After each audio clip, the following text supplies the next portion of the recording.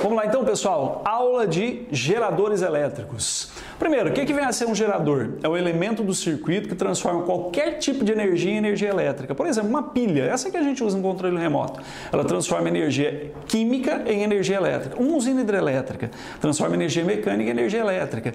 Uma usina nuclear transforma energia térmica em energia elétrica.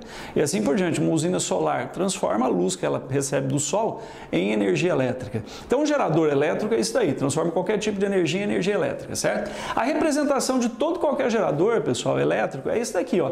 Tem um traço maior, dois tracinhos verticais, né? O maior é o polo positivo, o menor é o polo negativo. Isso daqui é a resistência interna. É uma coisa que a gente tenta se livrar, mas não tem como. Não é que você vai abrir o gerador e vai ter uma resistência lá dentro olhando, dando tchauzinho para você, não. É que à medida que você vai utilizando o gerador, a corrente elétrica vai encontrando dificuldade de percorrer o próprio gerador. Essa dificuldade, e o que causa um aquecimento, logicamente, do gerador, a gente tenta representar através de alguma coisa cuja a função é transformar energia elétrica em térmica. Qual a função do resistor, né? Transformar energia elétrica em térmica? Então a gente coloca uma resistência aqui para justificar o aquecimento do gerador. Você pode notar que quando você fala muito tempo ao celular, fica quente pra caramba, não fica? Então, funciona dessa forma. Ou então, quando está carregando a bateria do celular também, fica quente pra caramba. Como está transformando energia elétrica em energia térmica, nada melhor para justificar isso do que uma resistência. A corrente elétrica, ela sai pelo polo positivo do gerador. Depois a gente vai estudar em receptores, que a corrente elétrica, vai ver em receptores que a corrente elétrica entra pelo polo positivo, tem um caminho, tem um caminho contrário, né? Um sentido contrário. Equaçãozinha do gerador, pessoal. U, que é a diferença de potencial, é igual a E, que é a força eletromotriz, menos o produto da resistência interna pela corrente elétrica. Quando a gente vai estudando diferença de potencial mais adiante, a gente vai ter condições de demonstrar essa formulinha aí. Por enquanto, a gente vai aceitar ela desse jeito, porque não tem acordo, né? Essa equaçãozinha, como ela é do primeiro grau, pessoal, o gráfico vai ser uma reta. Então, você não precisa ficar jogando valores ali para poder traçar o gráfico. Basta você olhar aqui, o que eu vou te explicar direitinho. É do primeiro grau? Então, o gráfico é uma reta. Se tiver mais que uma parcela depois do sinal de igual, tá vendo? Tem duas parcelas aqui. Não passa pela origem. Como tem um sinal de menos aqui na frente da corrente elétrica, ao invés da reta estar apontando para o teto, ela vai estar apontando para o piso. É dessa forma, então, que funciona. Eu vou construir o gráfico da tensão em função da corrente elétrica. O ponto mais alto é a força eletromotriz e o ponto mais baixo é chamado de corrente de curto-circuito. Essa corrente aqui de curto-circuito é a maior corrente que o gerador pode fornecer. Isso ocorre quando você liga os polos do gerador através de um fiozinho sem resistência elétrica. Por exemplo, se você pegar um pedacinho de bombril, tirar a bateria do teu celular e encostar ele nos polos, raspar assim nos polos, um pedacinho de bombril não vai ter problema nenhum. Raspa no polo, você vai ver que vai sair uma faísquinha. Se for um bombril, ele vai queimar até o final. Se for aço ou lã, pessoal, já não queima, só sai faísca. Por quê, hein? Mistério, né? Depois a gente fala mais sobre isso daí, mas por enquanto vamos nos ater só isso aqui. Então a corrente elétrica de curto-circuito é a maior corrente que o gerador pode fornecer.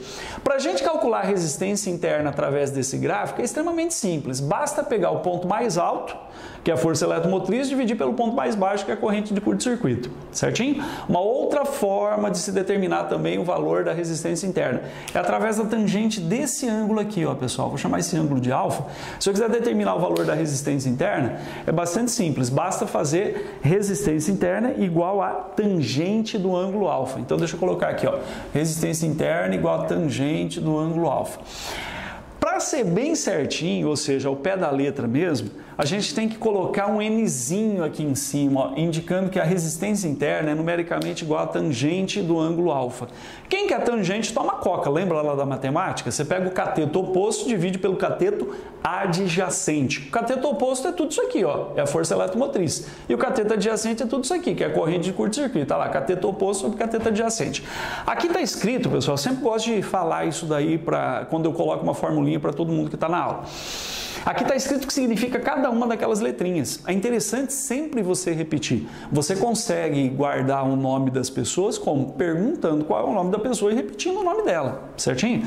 O U quer dizer tensão elétrica, a unidade é volt. O E quer dizer força eletromotriz, a unidade também é volt. O Rzinho é resistência interna, a unidade é ohm. E esse I aqui é a corrente elétrica que passa pelo gerador. Lembrando que esses dois carinhas aqui serão iguais se por acaso a corrente elétrica que passa pelo gerador for igual a zero, ou ou se o gerador for ideal. Só que não tem como, pessoal, o gerador ideal não existe.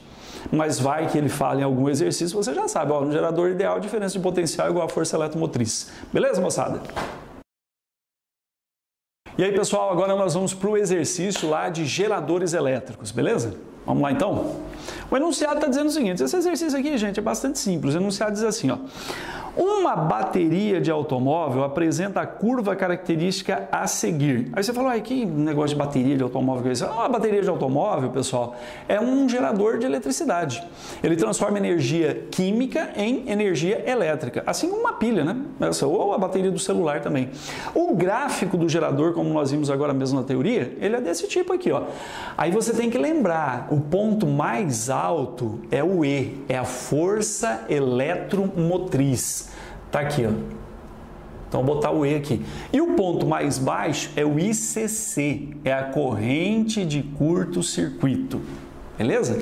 Então, tem aqui, ó, o ICC vale 4 amperes e o E vale 12 volts. Se você quiser saber a unidade dos números que estão aqui, é só olhar lá em cima. Se você quiser saber a unidade dos números que estão aqui na horizontal, é só olhar aqui, ó, do lado direito. Então, corrente elétrica em ampere, tensão elétrica em volt, tranquilo. Toma cuidado que às vezes aparece aqui em miliampere. Aí você tem que multiplicar esse valor por 10 elevado a menos 3. Certinho? Vamos determinar então aquilo que ele está pedindo. Primeiro, a força eletromotriz. É direto, é só você olhar no gráfico, vale 12 volts.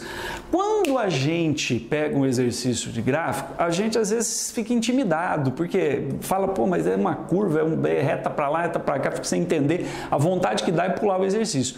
Você não pode pensar assim. Quando tem gráfico, você sempre tem dois dados que você não precisa tirar do enunciado.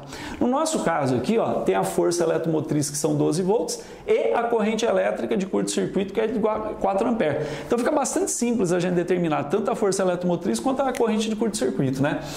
O E vale 12 volts. Isso aqui é uma das coisas que ele está perguntando. O ICC, pessoal, ele não quer saber quanto é, mas a gente tem que colocar o valor, porque a gente vai precisar dele para calcular o valor da resistência interna.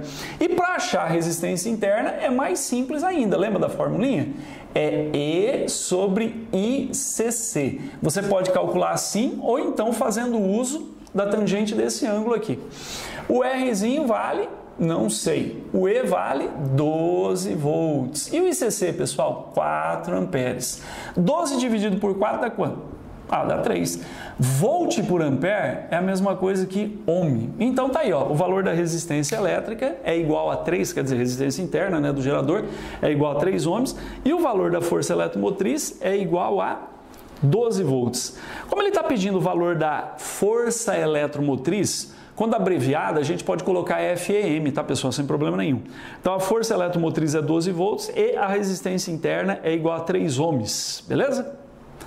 Falou, moçada. É isso aí.